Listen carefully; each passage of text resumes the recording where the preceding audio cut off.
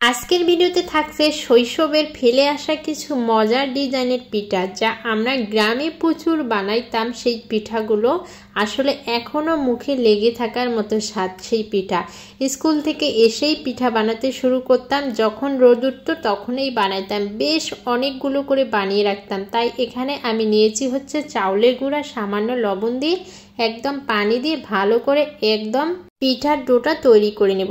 একটু সামান্য food colour দিয়েছি। এরপর হয়ে গেল আমার পিঠার ডোটা কমপ্লিট। এখন নিয়েছি হচ্ছে কাঁঠাল পাতা কয়েকটা, সামান্য তেল দিয়ে ব্রাশ করে নেব, হাত দিয়ে করে নিলাম।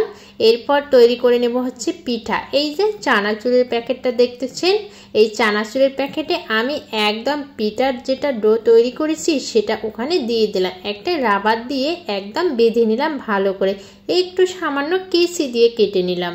এরপর শুরু করে দিব হচ্ছে ডিজাইন। পুরো ভিডিও দেখলে অবশ্যই বুঝতে পারবেন আমি কিভাবে তৈরি করছি। যাই হোক, এখানে সুন্দর করে একটু মোটা হচ্ছে, যেরকমই পাচ্ছি সেরকমই তৈরি করতেছি।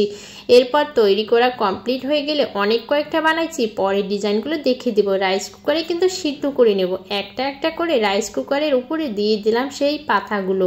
আবার এখানে কিছু কাঁঠাল পাতা বানাবো পিঠা, মানে পাথার মতো আকৃতি হবে। অনেক কয়েকটা ডিজাইন বানিয়েছি, আমি এটা দেখিয়ে দিব আসলে কি কি ডিজাইন করেছি। আগে কলা পাতায় বানাইতাম বাড়িতে, আর হচ্ছে এখানে কাঁঠাল পাতায় বানাচ্ছি। শহরে কিন্তু অতটা কলা পাতা পাওয়া যায় না, তাই কাঁঠাল পাতা পেয়েছি, নিয়ে এসেছি আর বানিয়ে ফেললাম। যাই হোক, আগে আমরা বাড়িতে কিন্তু সিরিঞ্জ দিয়ে বানাইতাম। প্রচুর যখন উঠতো তখন প্রচুর বানাইতাম, বানাইয়ে শুকাই দিতাম, এরপর বয়ামে ভরে রাখতাম। এরপর এখানে আমি একদম রাইস কুকারে সিদ্ধ করে নিলাম ভালো করে। এখন কিন্তু উঠিয়ে নেব। প্রায় কিন্তু আমার সেই পিঠাগুলো কিন্তু সিদ্ধ হয়ে গেছে কতটা সুন্দরভাবে। যাই হোক, যেভাবেই পেরেছি সেভাবেই পিঠাগুলো আমি তৈরি করলাম।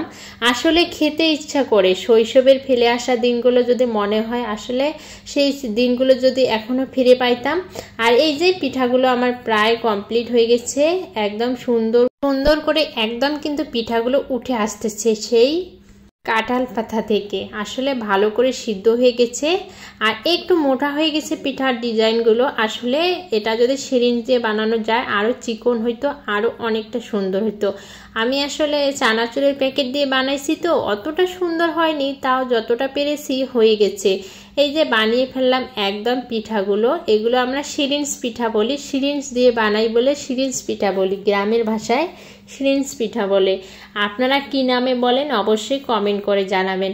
আসলে এই পিঠাগুলো ভাজার পর চিনি দিয়ে খাইতে হয়। আমরা তো চিনি দিয়ে গরম গরম যখন ভাজি তখন চিনি দিয়ে খাই আর কি, আর খেতেও অনেকটা মজা। যাই হোক, আজকের ভিডিওটা এখান থেকে সবাইকে ধন্যবাদ জানাই। আমার পুরো ভিডিও